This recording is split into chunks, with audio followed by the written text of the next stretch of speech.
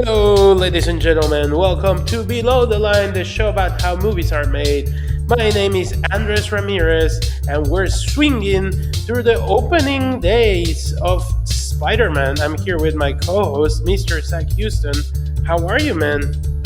Not This too movie bad. is swinging, literally. Yeah. At the time of this recording, it's now the highest box office opening weekend of all time. It surpassed, at long last, Avengers Endgame by $3 million. So 360 million is what it's currently taking in domestically.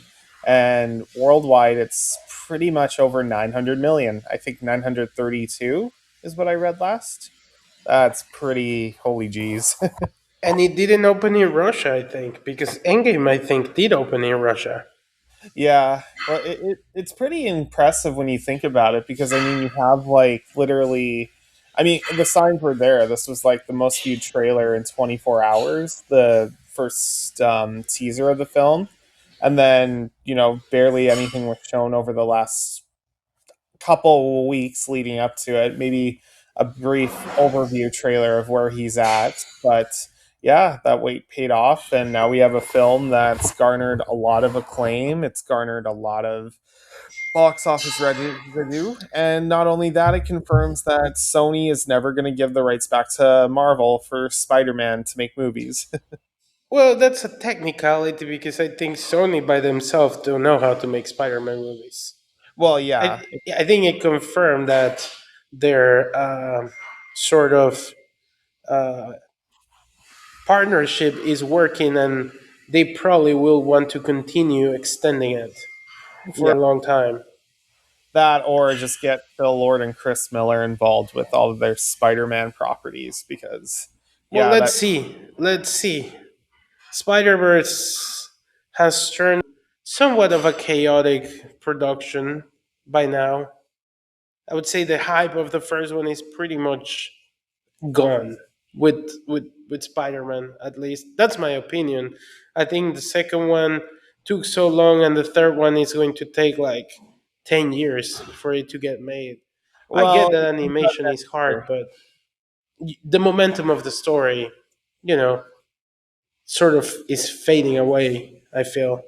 They tried new things. I mean, this isn't a Fast and Furious movie where they're trying to get the last one off the ground. I mean, No, I know, but I think in the meantime you had another Miles Morales, which I think quite competes. And it's funny to think about the influence that the Insomniac is having on the films now.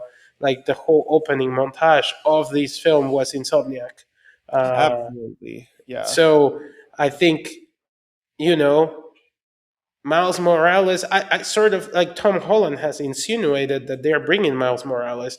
I actually think the relationship we might see between him and Miles Morales is closer to the second game of Spider Man. I mean, I wouldn't be surprised if they adapted Craven's New Hunt just as they did in the game. Yeah, but they already had a Craven, Sony did. So whether or not they choose to ignore that version or bring it into the MCU, we'll see. Because, He's not yeah, MCU. I know it's not, but And I I don't think don't think they want to he's do a it. good actor to play Craven. I thought he was all right. I thought he jacked up pretty well. It was just a I mean, terrible opposite to Holland. opposite to him. Yeah. I, ironically, I think John Bertel could be a good Craven. Well, it's too late now. He's already the Punisher, which, Oh, you yeah, know who before he we should dive deeper, bring? it was nice to get a good Punisher film in this new Spider Man. A PG-13 Punisher film. Yeah, PG-13 Punisher of all things. Wow, that was a big shock. Guess all it took was just to give the guy someone to bounce off of, and yeah, it worked because I thought he was like one of the best elements of the film. Yeah, yeah, for sure. I mean, I was gonna say, I think a great could be Jeffrey D. Morgan If he's not too old. for I mean, or the Daniel Reed from The Walking Dead.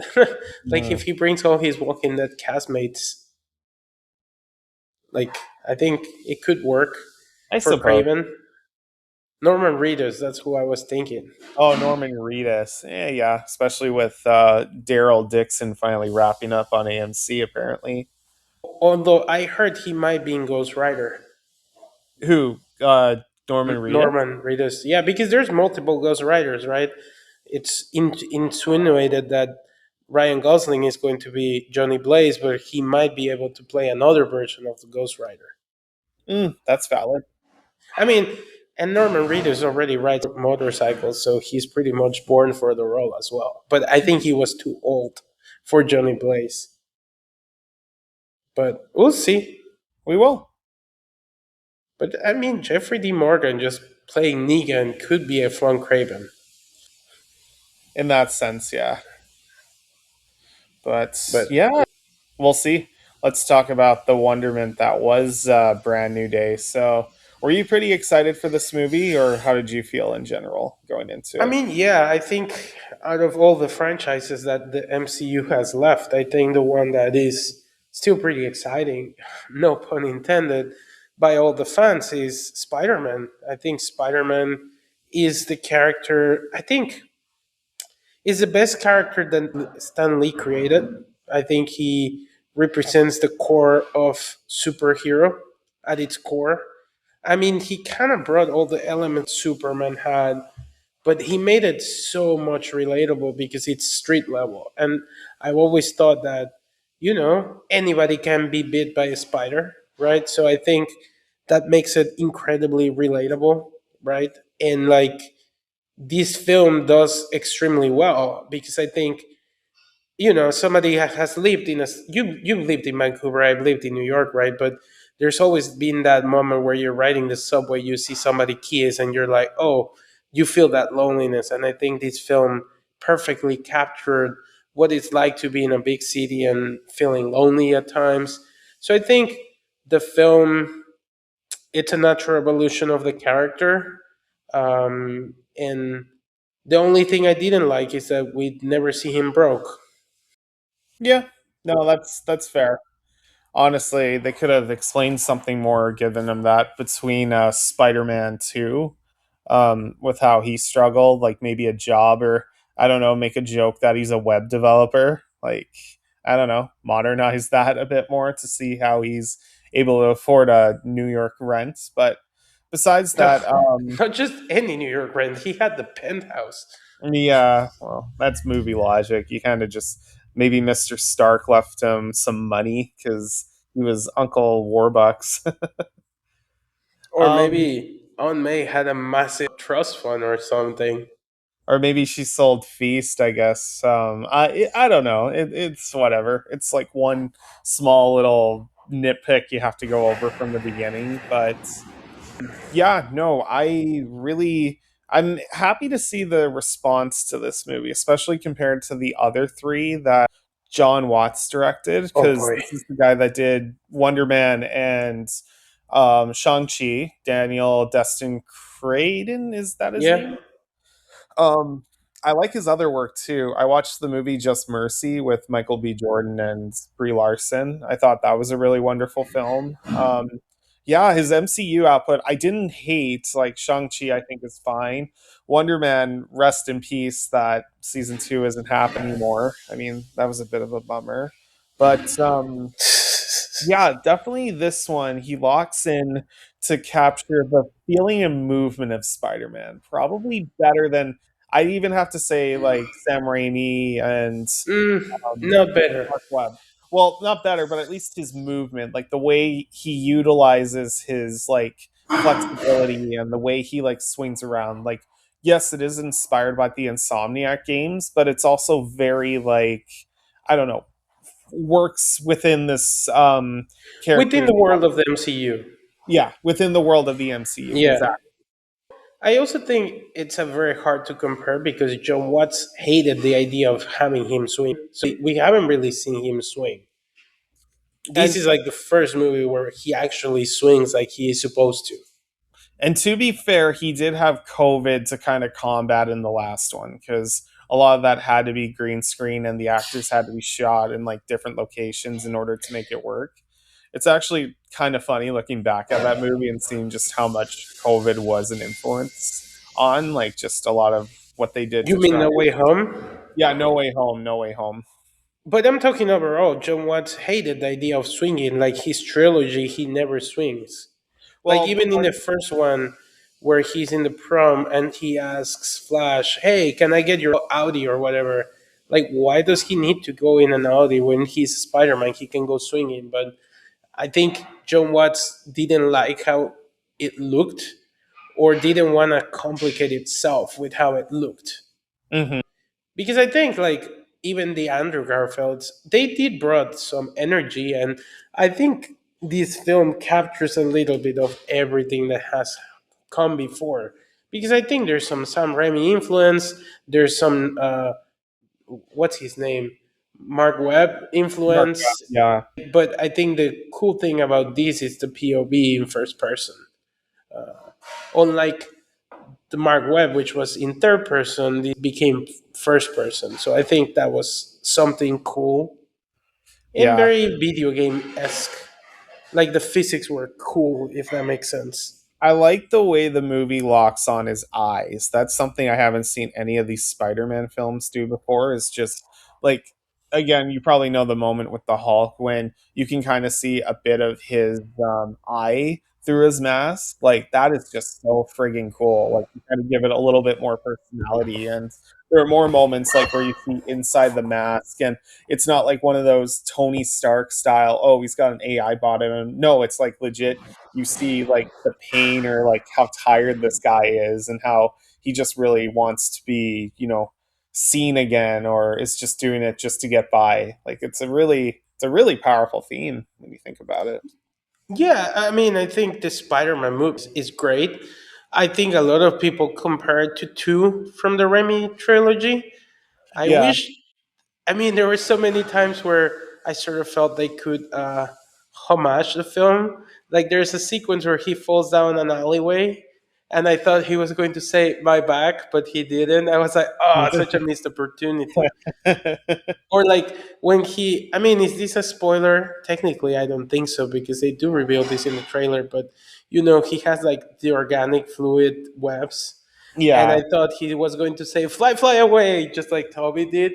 But I even thought the rooftop where he's like trying his new spider webs looked kind of similar to the one Toby was in the first Spider-Man.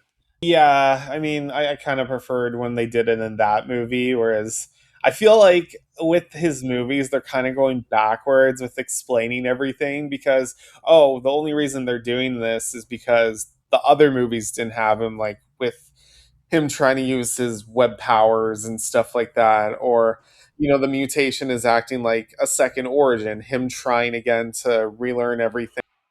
I don't know. To me, it's like, well, we kind of already have that from previous Spider-Man films, but if you're gonna do it, I mean, at least make it look nice. And this movie did do it somewhat nice, so yeah. Um, Yeah, I think so. I mean, I think overall it was quite fun to see how they approach that.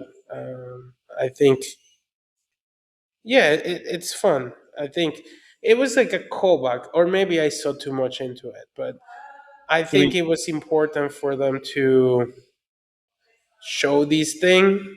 But I think if we start talking about the mutation, we start into spoiler territory. Should we go there? I think so, yeah, because honestly, this secret was. I don't know Wait, why it's they. not really a secret. It wasn't. I don't even know why they were trying to keep it as such. Maybe they were trying to do what they did with No Way Home. Oh, this character might be in the movie. You just have to wait and see. Like Well, anyone with like, you pick up a comic and read it, you kind of understand where it's going. And when mind control's involved, obviously this character is going to be involved, especially the look of this character with who you cast. But Well, before we go, let's give our rating, non-spoiler, whether we recommend it or not, and then move into the spoiler conversation. Just if somebody hasn't seen it, this is the perfect time for them to hop off the podcast and come back later. So, what yeah, is your rating? it's a solid 4. I think that it's not as Four good out of as five. Yeah, it's not as good as No Way Home. Like when we go into spoilers, I'll kind of address some of my complaints about it. But yeah, from an action, this is probably visually the best looking Spider-Man MCU I've ever Spider-Man, felt. yeah. MCU, yeah, I need to specify because the other characters are kind of in a league of their own. Yeah, I do like again its themes. I do like honestly him fighting the Hulk was just so friggin' cool. Like I've always wanted to see something like that, and I got it, so I'm pretty happy. Yeah, no, it's just really, really good. Okay, so here I'm going to be surprising, or maybe not. For me, it was a 10 out of 10. Really, you gave it I a perfect 5 stars. I had a great time in the theater. I liked it more than No Way Home actually because I thought No Way Home relied too much on nostalgia. This kind of moved it forward, if that makes sense. That being said, I do have some issues, but I'm rating out 10 out of 10 because of the enjoyment I had in the theater. And Okay. because I think rarely films, once you leave the theater, leave you making feeling you good. And I think that's the whole point about storytelling and going to the movies that you feel good afterwards. And this film did it for me. The Okay. messaging is really good. I also like seeing Peter struggle into his early 30s because, or, yeah, I mean, I have no clue how old is he, but late 20s, early 30s, let's just put it that way. That said, I think there were some missed opportunities that I wonder if, like, because of real life, they need to keep certain characters in the film. I think I But know who you're referring to. Yeah. we can talk about this in the spoiler section. Yeah. So this is So your where do you want warning. to start? Let's just start with Sadie Sink. No, even before she was cast, I kind of had a feeling that was the direction they were going because when you think about it, with the Spider-Man movies, kind of transitional ones. With Homecoming, that was transitioning into Infinity War, Endgame. With Far From Home, that was transitioning Hmm. into the multiverse. With No Way Home, that was kind of the end of the old era of Spider-Man with multiverse elements, and now they're just kind of going into that more grounded Phase 5 and 6 style. So Kind with of. kind of yeah, so with this obvious casting of her, and with Kevin Feige repeatedly saying we're going to bring in mutants into the next saga, and to be fair, before I go further, I will say that this has been in the comics of X-Men Spider-Man when he first joined, or when the X-Men first came into his area. There was this crossover, and Jean Grey played a part of it.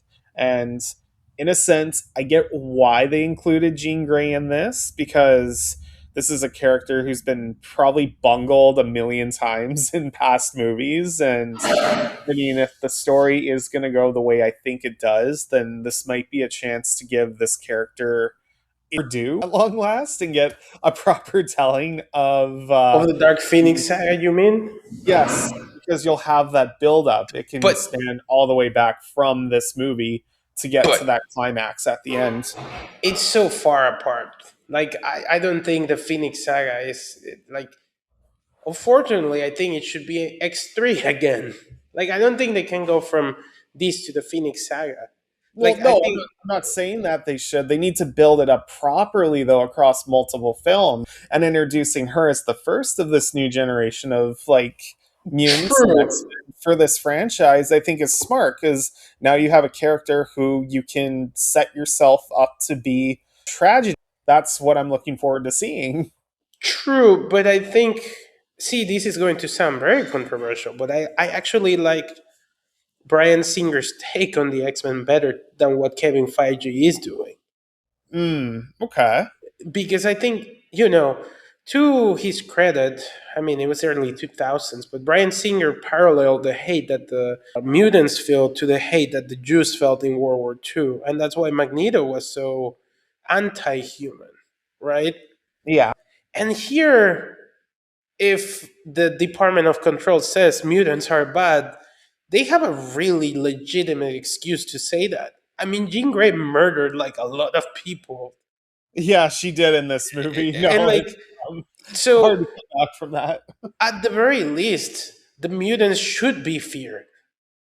And it also, like, I don't know, like, it was, I think the ending with her, they just let her go, and she's clearly going to upstate New York to Charles X mansion. But I think it would have been way cooler if they ended up with her being locked up in a jail or something, and at the end we just see the close up of a wheelchair that has the X logo. Yeah. So We don't know who's playing him, you but we wanted know more that's X and Z. Charles. Yeah. And like, because she was her first student, his first student, right? So I think, but it also makes it weird because, like, is Peter technically a mutant in this world, or is Yeah, he not? that's the Because, other thing I didn't like about just and like, the fact that Peter prints a chip inhibitor, which is going to be a crucial factor in the X saga, it's like he literally invented the thing that they're gonna prosecute his friend with now in his living room with to be fair, MJ. the Hulk had that too. He had a device that was basically to control his mutation, if that makes sense. So this is all kind of Bruce Banner's True, fault. but the Hulk is a mess Yeah. because, like, I think, see, as much as I like the Hulk, I wish the Hulk would not have appeared in this film. I sort of believe that Daredevil should have been that character. If I'm being honest. Oh, so you wanted Daredevil to mutate into like a giant monster and fight No, I'm Spider-Man. saying Daredevil should have been the one that infiltrated the Dutch or whatever Department of Control. I think a fight between Spider-Man and Daredevil would have been funnier, and it would have made sense why the Punisher is there And it because they also know each other. would have made And sense why the Hand were also a part of that. yeah, because there's like this continuity. This is 4 years after that. So where the hell is Daredevil? Like, why was he not fighting the Hand? And so I guess this is where the third season will bring us to, because where is Fisk, if you know what I mean? The timelines don't add up yet because they speed up, but I sort of feel the Hulk, continuity wise, is a mess because in Thor Ragnarok he was in control of Savage Hulk, right? Or And Savage then Hulk more in control. in the Avengers films, he was Professor Hulk. And then in She Hulk kind of messed his whole continuity up. Yeah. Doesn't he have a son or something? Like you kind of He see a does have a picture of him. son. You see a picture of it on his desk, and I'm like, oh yeah, thanks for reminding me that was a thing. Now I just guess show a picture of his cousin saying in memoriam. We won't he miss went her. out for the milk and never came back. Yeah. Have you seen me? Yeah, Like like, literally, he brings his son to fucking Earth, and he doesn't even mention him once. yeah, I also genuinely think that the Hulk, like, I thought he'd talk to the big guy, and like, it was love that cured him, but I guess not. It astounds me that we still have yet to get a proper just story focused on him, not him tagging along with any of these other characters, but an actual Hulk. And I don't know if it's because of Universal still kind of this gentleman's agreement. I was looking that up, and apparently that they don't technically own the rights to the Hulk, but They they own the have the distribution. right. They own distribution, but it's a Yeah, gentleman's agreement. It's like if Disney wanted to go out and make a Hulk film, they have to ask Universal first if they want distribution on that. And to me, I'm like, just do it at this point. You have a deal with like Sony for Spider-Man, like get a Hulk movie off the ground. Like that's my favorite Marvel character, and it just bums me out. Like the scenes with him and Peter Parker, they were some of my favorite I've had of the Hulk in a long time, but I want to start getting a full movie of that. And I don't know if it's a budget reason too that they can't have him on for very well, long. Mark Because, Ruffalo is probably too expensive to justify a well, movie. yeah, but I mean, as well, it's just like constantly like I want to see more Hulk stuff, and the guy's not getting any younger. He's heading up to 60, and we haven't even tapped in some of his other like stories, or we're just glossing over them. But yeah, I mean, they It's funny too because apparently I was going on Twitter and I found this one account that actually does have some credence as to why Jean Grey was in this movie too. Is that because there is an agreement with Fox that they have to run out the decade when they bought them, like this cast that 20th Century Fox set up. They still need to be the X Men until 2028. So that is why we never got a full on announcement for X Men. That is why Well, we the cast they're bringing on. Like because this is a Sony film, technically they were able to do it under the table, squeeze but it. squeeze it. But Yeah. anytime that Disney has the Fox characters on screen, it has to be portrayed by the people who played them originally in the Fox films. I don't know how true that is, but it does make a lot of sense as to why Which they version though? the original from like the 2000s. Oh, so the Brian Singer version. Yeah, the Bryan Singer versions. I mean, to his credit, I genuinely don't think Kevin Feige has figured out how to do the mutants thing. Because like Deadpool will stay, I think, Yeah. because it's Ryan Reynolds.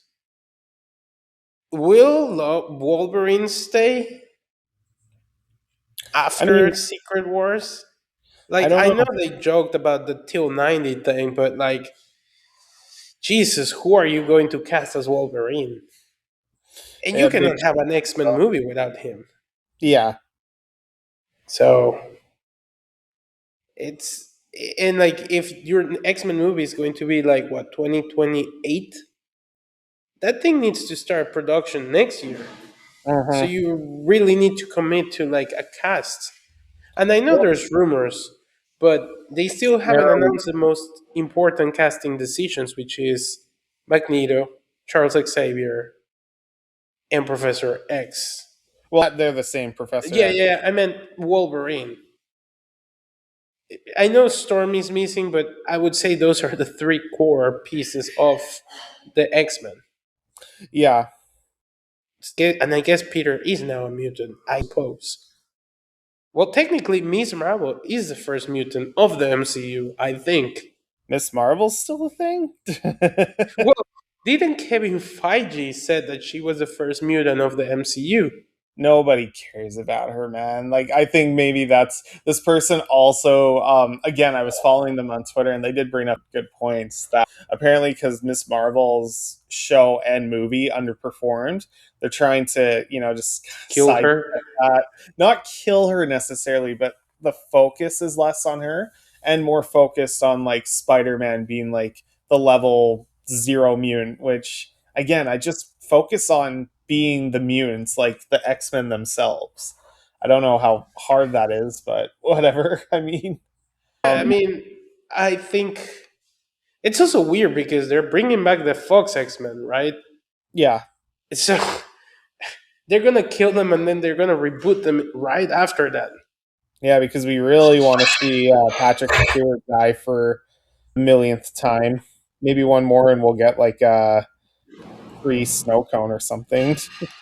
I mean, he probably will play the character until he dies. Oh yeah, no, that's a guarantee at this point. I mean, I wonder if they're trying to figure out, which of these X guys can we keep? Because I think if you combine Patrick Stewart with the younger blood that they say they're casting, he's still not a bad Professor X. No, but he's almost 90. Like that's crazy the fact that he's still playing this role like since I was a kid, since you were a kid, like it's What just about James McAvoy? yeah, James McAvoy I wouldn't mind coming back. Like to me that makes a lot more sense. I mean, But who would? I've heard the rumor that Patrick Wilson might be playing him. see, I don't like that because I think they need someone who is middle aged, but I don't see Patrick Wilson in that role. I mean, and then who are you going to cast the Stormbearer for Mika? Yeah, exactly. No, it just doesn't work. But no, back to Spider Man quickly though. That does kind of bring another issues I did have with the movie were the sense of a lot of repeating, not just from the X Men and the Hulk stuff, but actually right down to the ending and just the resolution with Peter and Zendaya. I know Oh she's boy, to me. MJ. with MJ, I thought they Not borrowed. MJ. Yeah, not MJ. I thought MJ, but not MJ. Yeah. they borrowed too much from Guardians 3 in that respect, you know?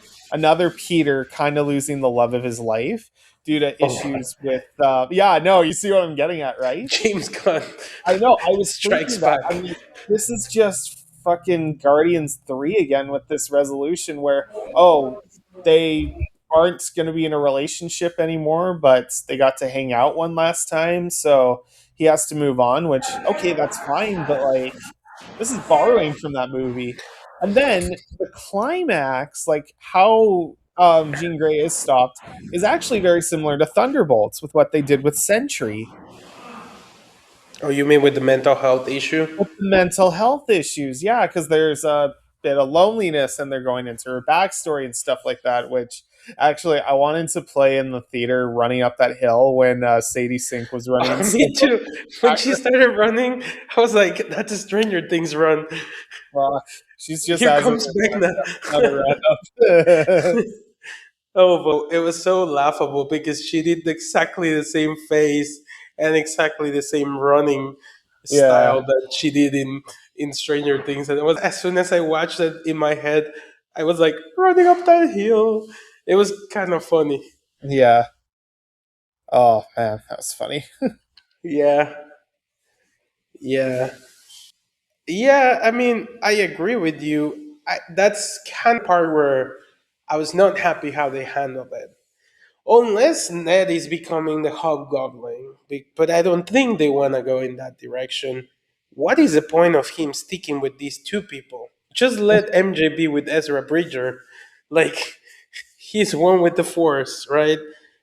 I don't know why didn't they took the chance to fully establish the Daily Bugle, or I guess Infowars in this version of the MCU. I guess I don't know why uh, JK was not back, because I think it would have made sense if he was like the videographer, if he was a photographer, because that's a core of Peter Parker. And I don't know why didn't they took the chance to introduce the Osborns of the MCU, right? Like, it's going to be his fourth movie, and yes, he technically fought the Green Goblin, but not his Green Goblin. He fought Tobey Maguire's Green Goblin, which I guess they might be too afraid that there's nobody better to do it than Willem Dafoe, I guess. But Yeah, also, why not introduce Felicity, like the Black Cat, or um, Gwen Stacy, or the actual MJ? We haven't really seen him go to college.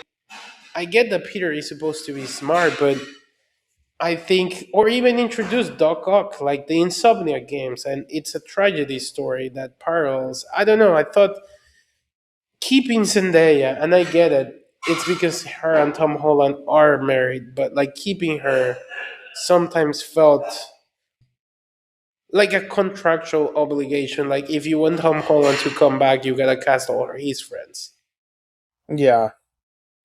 Well, he's got so much pull with the character now. I mean, kind of got to I be mean, his way or no way, especially because they're kind of relying on him to basically carry this franchise now on his back.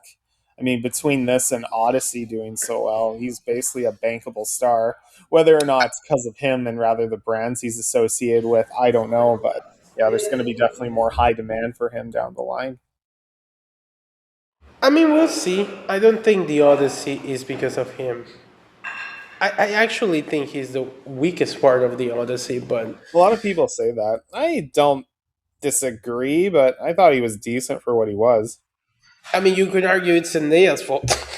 Mm, I mean, the only way that could be proved if Dune makes $1 million.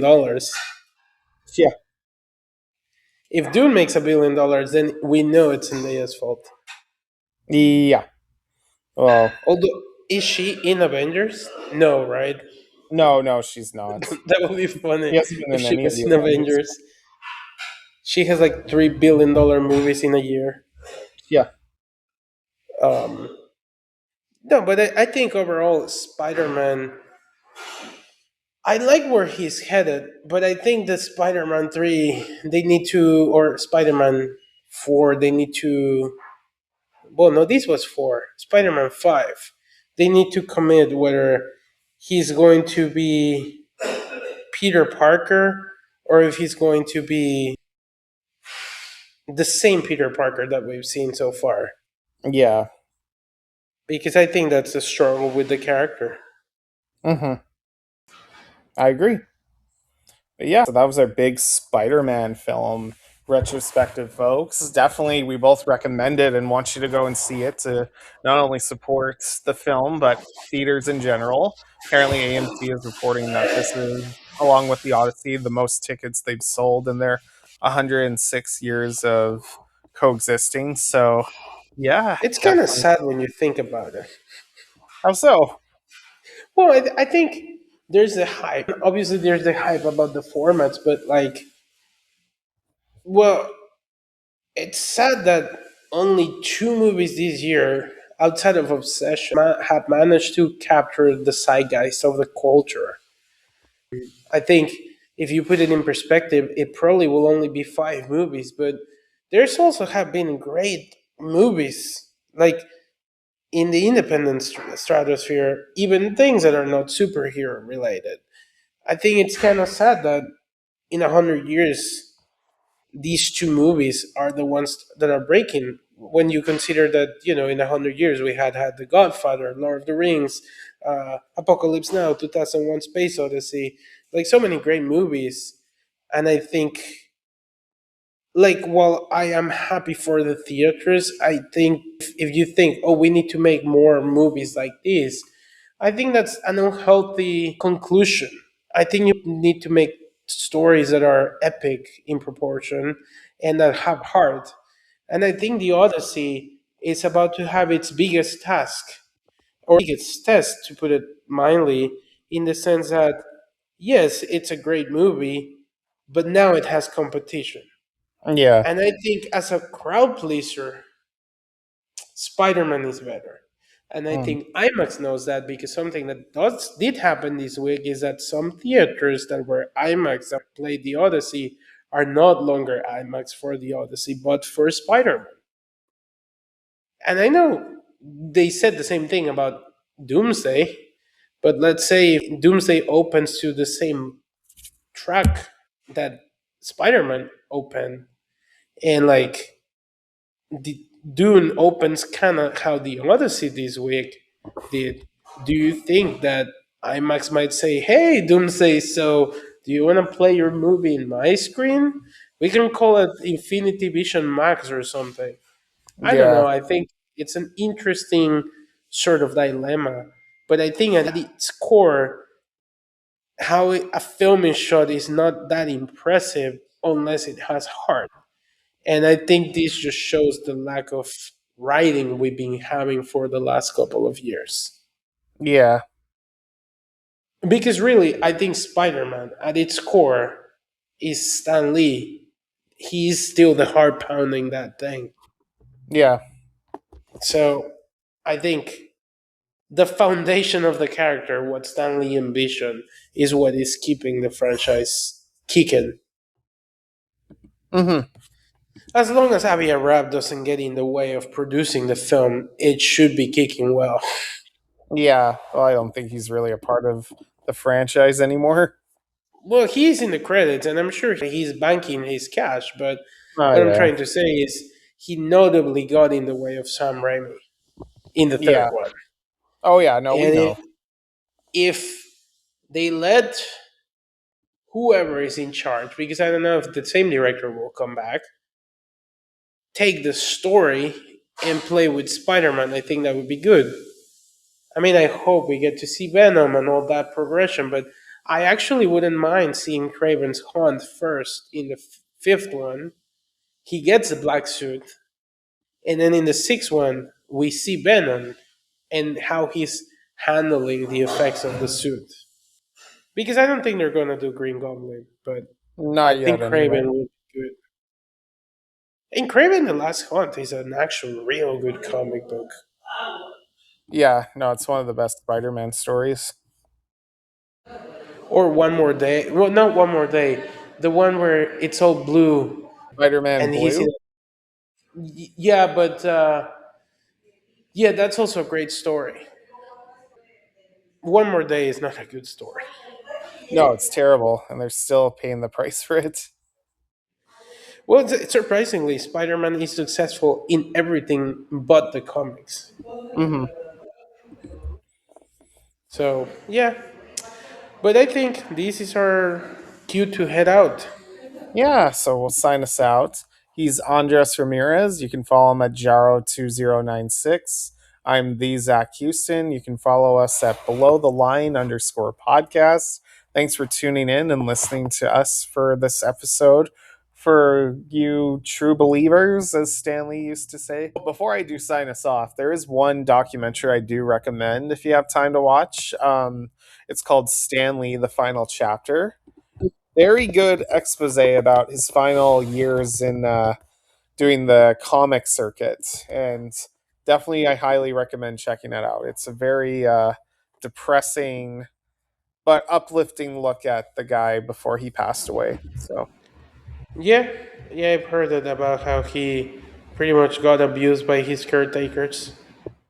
yeah, so But yeah, and by Disney to a certain point, hmm because how he could like have owned Disney. Actually, he mentions it in that. he should have bought them. Yeah. Maybe Star Wars would be alive. I mean, probably George Lucas could buy Disney if he wanted to, Hmm. but he doesn't care about anything. He just wants Yeah. his museum. Anyways, bye bye. Bye bye.